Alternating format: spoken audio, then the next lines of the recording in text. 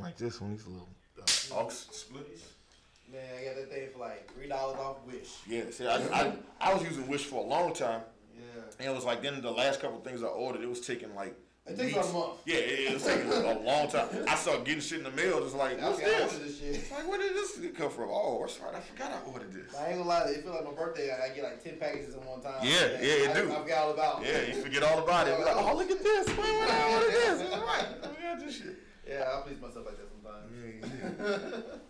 And man, well, thank you for coming through, man. Welcome to the man. back room, Black Ice. Good to be here. Good to be here. Me, I didn't know Black Ice for a long time now. Oh man, long time. Man, I got Hannibal the Beat Animal, man. Hey, glad to have you here, man. It's been a long. It's a shame that we live in the same city, man, and we ain't seen each other in like years. Yeah. You know what I mean? But it just lets you know how hard that we both been working and grinding. You know what I mean? So, oh yeah.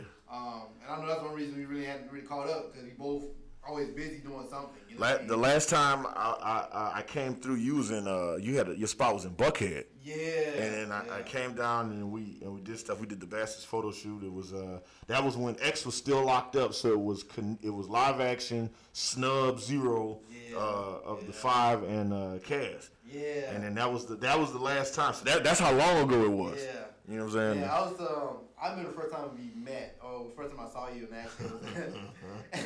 It was at the International Music Conference. Yeah, it was. And, 2012. Yeah, man. And it was at a beat competition. It was at Opera. And you had Jazzy Faye. You had Drummer Boy. Bangladesh.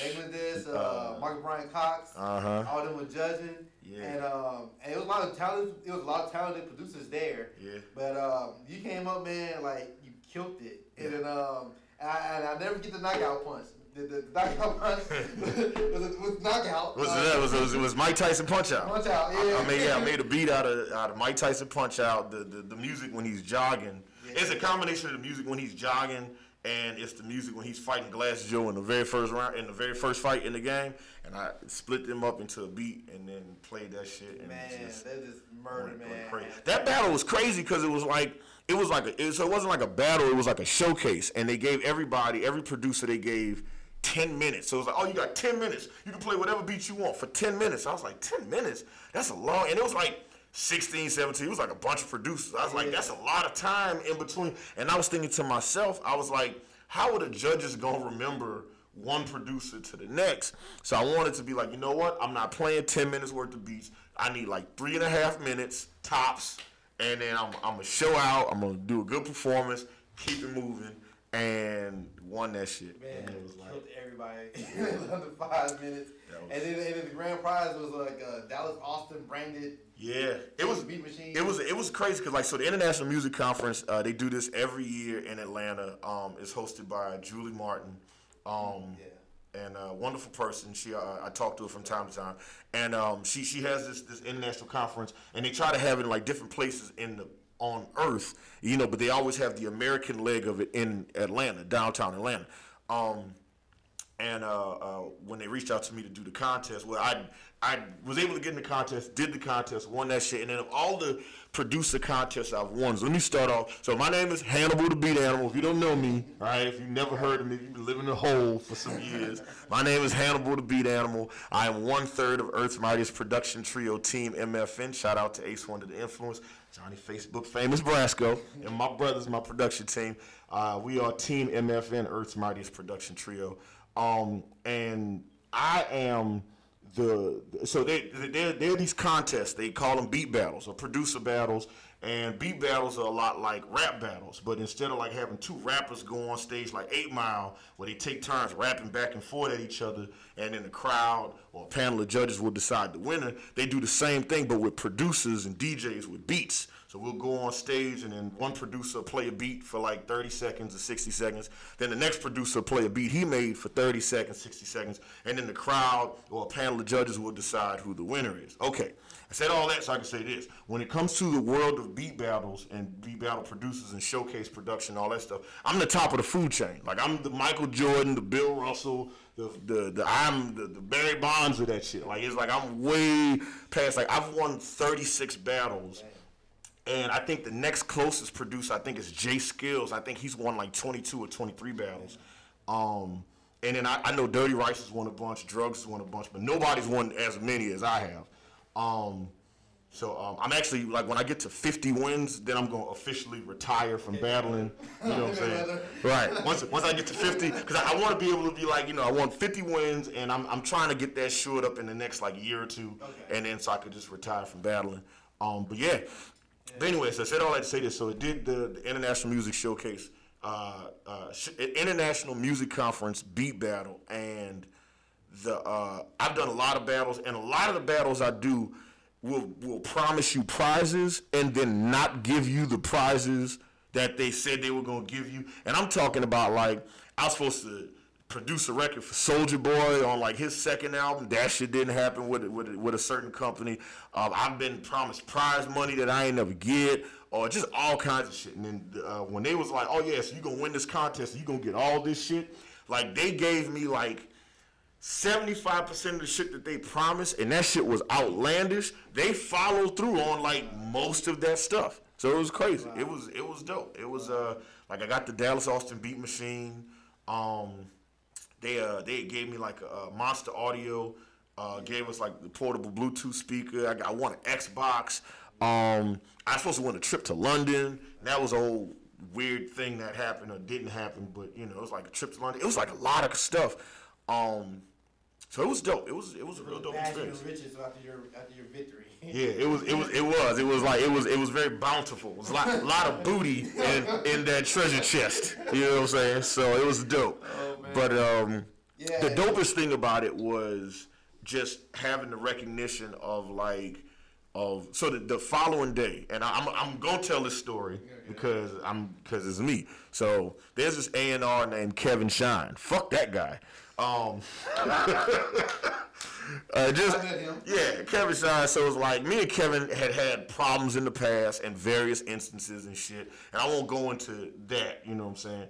But like the last day of the International Music Conference, I walk into this. There's a seminar where if you're an artist or a songwriter, you can play your music for. It was Brian Michael Cox. Mm-hmm. It was Bangladesh. It was an A&R from, I want to say, Atlantic Records, and it was like some radio personality. And you could play them like 60 seconds of one of your records, and then they would listen to it and then tell you, like, oh, this is what we like about it, this is what we don't like about it, this is that. So it's a room of about 50, 60 people. I walk into the room, and in the back of the room is Kevin Shine. So he sees me, and he extends his hand to shake my hand. Now, at this point, Kevin Shine and I have not gotten along. Like, we have just, every time we see each other, it's a problem, right? So he sees me, and he extends his hand out to me to shake my hand. So I was like, okay, in the spirit of being cordial and courteous, okay, cool. Shake his hand. What's going on? And then he's like, what's going on, man? How have you been? And I was like, oh, man, I don't know if you know or not, but they had a beat battle a couple nights ago here, and I won. And as I'm going to talk to him, he shushes me. He's like, shh. It's like, bro, you see them up there talking? Man, you being real rude to everybody in the room. And I'm just like, he just asked me a question. It was like he set me up for the okie doke. And that's my fault. Because it's like Vince Carter. I watched this nigga throw it off the backboard to himself and then dunk it on me. I was like, hey, nigga, bitch, this nigga here. I was like, so I'm agitated, grinding my teeth, whatever. I'm not even worried about it. So at that exact moment, there was this woman, she was playing music, like I guess she's one of those mom managers. She's a momager, right? She's playing her son music. Her son in the room, and she playing his music, and they just like, oh yeah, look, his song is dope. And the panel was like, yeah, your song is dope, but the production needs work. Like, you need better production. And she was like, well, if I need production, shit, you Brian Michael Cox, you Bangladesh, I need tracks. Y'all say I need tracks. Give me some tracks. You know what I'm saying? And literally at that second, Brian Michael Cox, swear to God, so God strike me down if I'm lying. Brian Michael Cox got up and stood up out his seat. So you see that nigga in the back with the mask on? You need some beats? You need to holler at that nigga. That nigga beats is bananas. And I just looked at Kevin Shine as I was with maximum smugness. It's amazing. It's like, yeah. Under the mask. It was the best. It was the best middle finger I could give somebody without giving them a middle finger. I was like, yeah. Man. I think I went to that particular event too, because I forgot what this guy was wearing. I forgot what was hot at the time. He wearing some type of name brand. Didn't say it was Gucci. and he had a song about wearing Gucci. So they're like, so the panel heard the song, and they're like, all right, this is decent. So like, where's the artist at? Stand up for me. He had on Russell jeans on. I think I remember that. Yeah, I think I remember them talking. How you wearing a Gucci song? You wearing Russells? Yeah, I think I remember that. I was like, yeah. Damn. Yeah, man. Yeah, look like your brand. You know, I was like, man, yeah, I think I was there. That was crazy, man. That was a good event. I haven't done it since then. Yeah. And I'd like to do it again. Man, but that was an interesting event, and that was my first time going to that type of conference, so it was really dope. Yeah. But after we met up, now then I realized, like you said, I didn't know you was part of a team MFN. Yeah. I got a chance to meet Ace. I met Ace a few times over the years. I never met Facebook famous Brasco, but I know he's in New Orleans. Yeah, all from New Orleans. Yeah, we all from New Orleans. And both of y'all, well, you and Ace, one that came here after Katrina. Both of y'all came after Katrina. Yeah. Me and Ace came out here after Katrina. We came out here to work for a record label. I won't say the right name of the label because I don't want to give them no shine and no publicity. But we came out here to work for a label. We worked for them for like a year. And it was a dope experience in a lot of ways. It was just shitty because what happened was like the label we worked for was distributed through one of the majors. And I just leave it at that because if I say too much, people are going to Google it and figure it out. And like I said, I don't want to get a label, no pub whatsoever. Because their CEO was just a dick. He was just an awful human. Just an awful human being. But it was like we worked for the label for like a year after Hurricane Katrina. And like, mind you, Hurricane Katrina, we lost everything. Like, we lost absolutely everything. All we salvaged was, like, I salvaged our music equipment. We lost everything else. Ace at the time was, like, moving from shelter to shelter in Houston. And it's funny how things happen because, like, Hurricane Katrina's 12 years ago to the day from when Hurricane Harvey hit. And there were a lot of Houston people that was giving New Orleanians, like, it's funny, like, whenever I see, like, the Syrian, like, when they was having the issue with the Syrian refugees, and it was like, these people were just trying to find a place to live, and then people was like, oh, don't let them come to America, we don't need those people. I remember going through that, and when Hurricane Katrina happened, not feeling like I was welcomed anywhere. I remember having to lie to people and tell them, man, I wasn't from New Orleans, because it was just the backlash and the hate that we would get from people. It was rough, so. It was crazy times. Yeah, it was very crazy times. So at the time, Ace and his family was just moving around from refugee shelter to refugee shelter in Houston. Johnny Brasco I think he was one of the people stuck in the Superdome. And I think, matter of fact, he was there with X Dash. So X and Johnny Brasco was in the Superdome. Me and Ace was in Houston, and it was like when we had the record label hit us up, it was like, yo, y'all want to work for us? We'll give y'all a place to stay. It was like, shit, yeah, let's do it.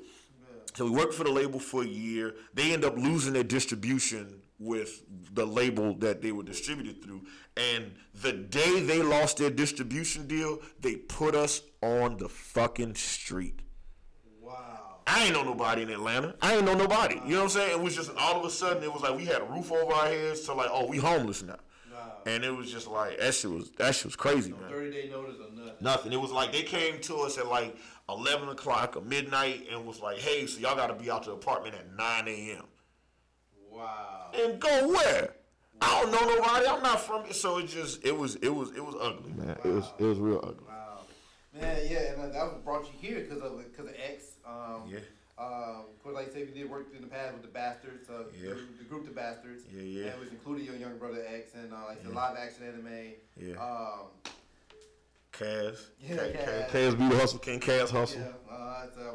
And I remember, I had over 1 million views on YouTube off the Transformers track. Yep. I did with the Five, the Monster Peace Theater. Yeah. And it was a very dope mixtape. And Fort Knox on the interlude was really hilarious. You know what I mean? So Monster Peace Theater, man, that was my baby, man. That project, I put so much time and energy and money. I sacrificed so much. I ended up putting something like $10,000 of my own money in that project just to try to get it from point A to point B. And but yeah, man. But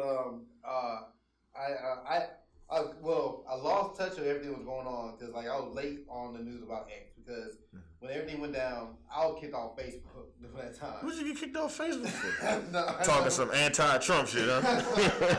I was trolling somebody intelligently, and because I don't need to cuss you out to troll you. I can just make you feel little. And I guess from there they reported me somehow, and you know, but it wasn't under my name; it was under Black Ice. So on the technicality, since I wasn't using my government name, you know, so they use that to kick. Okay, yeah, I got you. So I was like, man, so that was there, and I was just being a dick about it. I was like, yo, I don't want to use my real name. I want to use Black Ice because this is what I use. Right. This is my business. And then I sent my business card, my magazine, everything. You know, and they're like, Facebook, like, well, we don't care. Yeah, same thing. Like when they made me change my name for the longest time, it was Hannibal, which is my stage name, and Metcalf, which is my last name. Now I don't hide who I am. My name is. I mean, I'm wearing a mask, so I guess I'm concealing something. But you know. But like I don't hide that my name is Will Metcalf, and it was like Facebook was like one day they was like, no, you have to change it. Like we don't really believe your name is Hannibal. You got to change it to whatever your government name is. And I was like, look, I ain't trying to change my name. Yeah. One, because I'm this personality, and two, because I work a day job, and I just really don't want my day job all up in my business and this, that. And Facebook was like, nah, you got to change it. So they just changed my name one day to Will Metcalf, and that was it. And the day Facebook changed my name to my government name, the following day at work, I got called into human resources at Phillips Arena, and they had a bunch of questions about me, like, why are you wearing a mask? What's this and that? And they were asking me about shit I posted and stuff. They went back like 6 months. Wow. Looking at shit that I post. Now I don't post anything inflammatory, you know what I'm saying? But it was just the idea of it. It was just like, man, so I can't even just be this person outside of work. It's just like, nah. Yeah, man. So one day I was going through the news feed, and I kept seeing like, you know, we miss you, Dash, this, that, and the third, and it was I saw a video with Malachi. And that was set it off. So I'm like, what the fuck did I miss? Yeah. So I didn't want to just assume anything, so I just kept backtracking, research, and I'm like, fuck, like what happened? Yeah. And but yeah, man, and I guess I was just kind of speechless. Like, man, I didn't know what to think. You know what I mean? Because like, man, I had the pleasure of meeting X a few times over the years. Like I said, a couple times I haven't really worked with him because the legal situation. Mm-hmm. But and I saw you talk about saying you were wrapping up his album, so I was like, okay, and I was really looking forward to hearing the album, and I definitely want to. Well, actually, if it's not too hard for you to explain what happened. No, I can talk about it. I've talked about it. You know, it's obviously still a sore spot.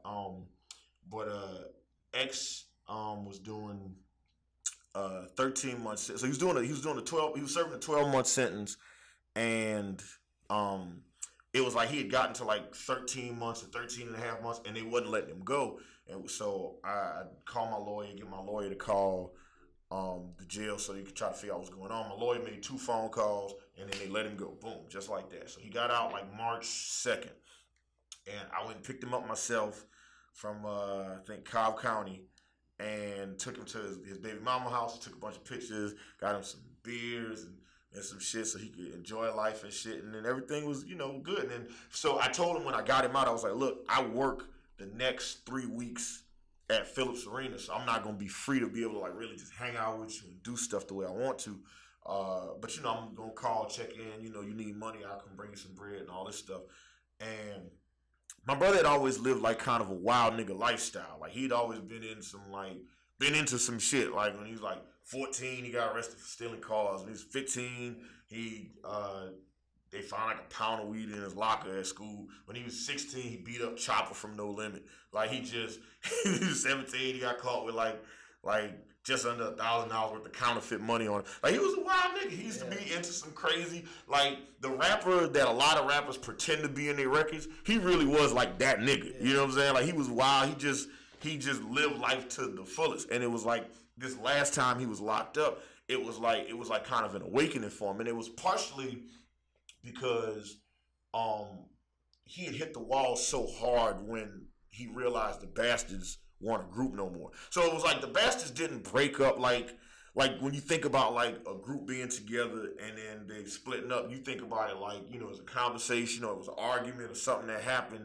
and then everybody just you know, becomes irreconcilable. Everybody goes. That's not what it was. You know what I'm saying? It was like one day, just people, and I one of these days I'm gonna do like a background about the Bastards and just kind of how that happened, and I want to give everybody an opportunity to give their perspective on it. So I don't want to say a whole lot about it because I like Kaz and Live Action and Ace and Johnny to be able to say what they think about what happened and why it happened. But from my point of view, what happened was one person in the group kind of just was like, and X used to call this shit the redneck divorce. Be like, oh, I'm going out for cigarettes. I'll be right back. And then just never come back. Yeah. You know, and then another person was like, oh, I'm going out for cigarettes. I'll be right back. And it never came back. And it was like 5 or 6 months had passed before I think it hit him. It's like, oh, we're not doing this anymore. Like, y'all just quit. Y'all just gave. And that shit just, like, he hit the wall hard. Started doing heroin real bad. And then his addiction kind of took over. Ended up getting busted for a couple of shoplifting charges. So that's what he was in jail for, you know, for shoplifting. So he got him out of jail, and he's different now. He's clean. He's just like, he's all about just spending time with his girl, his baby, his 3-year-old. She had just turned 3. Mm-hmm. So he was just like, oh, man, I'm just spending time with my daughter and spending time with my girl. He proposed to her. It was like everything's going good. He went and got a job. He had was going to meet up with his probation officer. He had wrote all of this stuff while he was in jail, and the shit that he wrote that we never got to record was flames. Like, that shit was amazing. Like all the shit that we was trying to get him to be for years, he had finally figured out how to give niggas. He figured out a way how to give niggas like Migos flow, but then disguise the bars in there. You know what I'm saying? And it was just some crazy shit, and it was just like, sorry. So fast forward, it's like 3 weeks, right? So I finally get some time off of Phillips Arena. I'm off for a week. And I'm like, I just needed to get away from Atlanta for a couple of days just to kind of just clear my mind. So I decided to go to New Orleans. And I get to New Orleans, I think, on the 20th. Mm-hmm. And I'm there and I'm working on some beats for him, as a matter of fact. And then me, Ace, and Johnny working on some beats. We send him the beats. I'm like, yo, check out this beat. Tell me what you think. He's like, man, slow it down a little bit. I slowed it down, and he started writing to it. And then when he called me back, he let me hear the shit he wrote. The shit he wrote was so gangster. I was like, I had cut my trip short. I was like, I was supposed to leave on Friday. I was like, fuck that. I'm leaving right now. Yeah. In the time period that it took me to make that decision to come back to Atlanta and get back to Atlanta, that's when he died.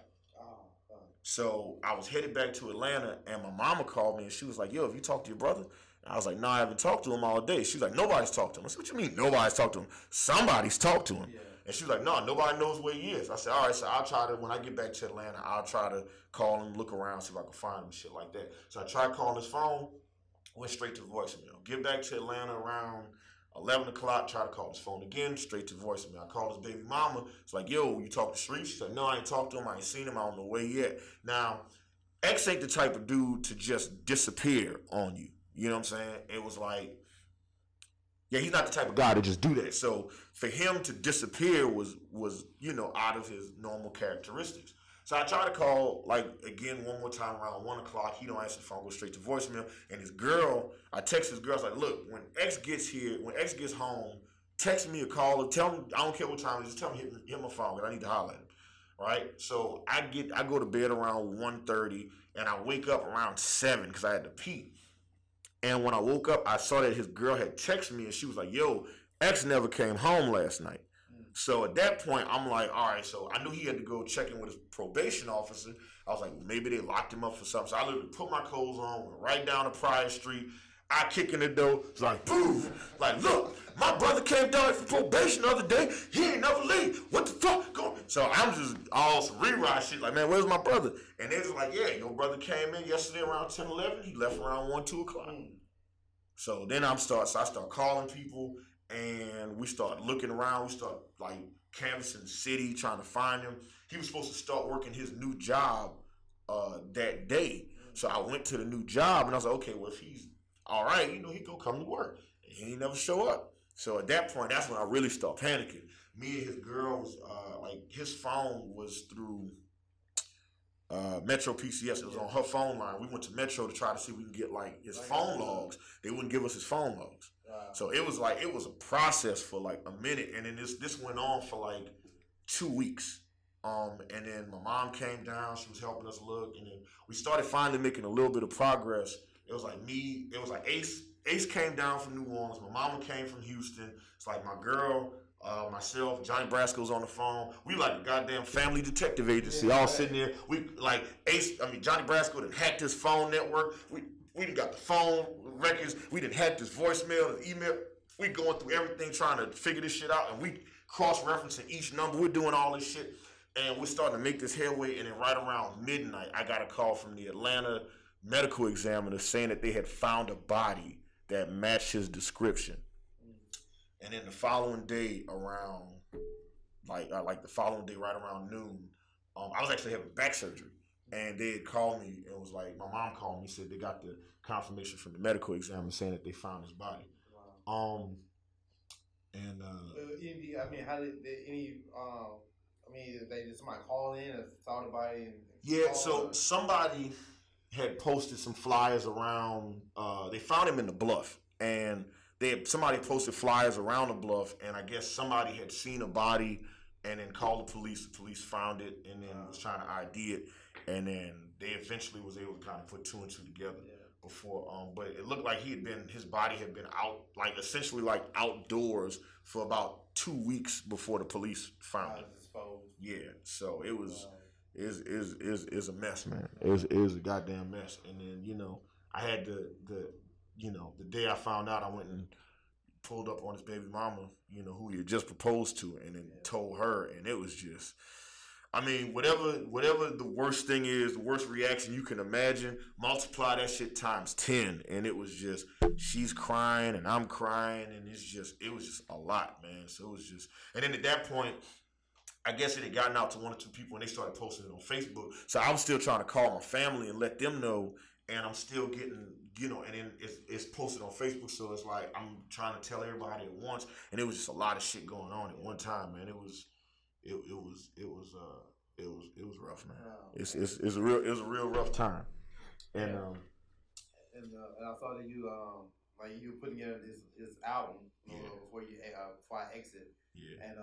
Which Kaz came up with the title. Shout out to Kaz. Kaz came up with the title for the project. He didn't know that was the name of the project until we put the project out. I didn't tell him that we used his title, but as soon as he said it, as soon as I saw it.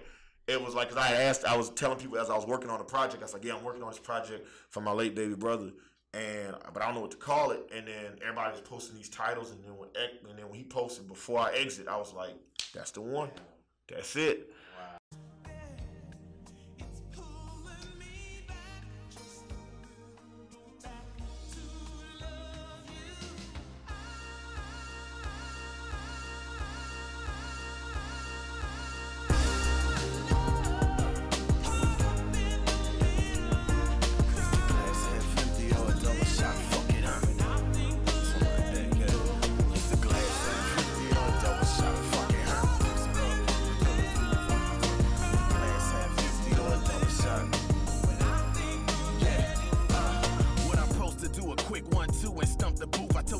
But I hustle cause I ain't a Huxtable. It ain't safe in the prison, it ain't safe in school. They gave my homie 30 plus and he ain't spray no school.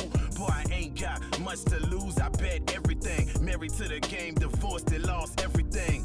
No lies, this is all the truth. I thought you knew more than the feds know. We reigned and got so driven. Dripping sweat, persistence and success. You'll drive yourself mad if you riding on regret. We driven by respect and the power of writing checks that don't bounce like I bounce back from life distress. Life give lemons, niggas that make lemonade. Take the same lemon, twist the shit in the drink. Is the glass half empty or a double shot? Fuck it, huh? Pour it up fast, cause it's hustle time, we on the grind.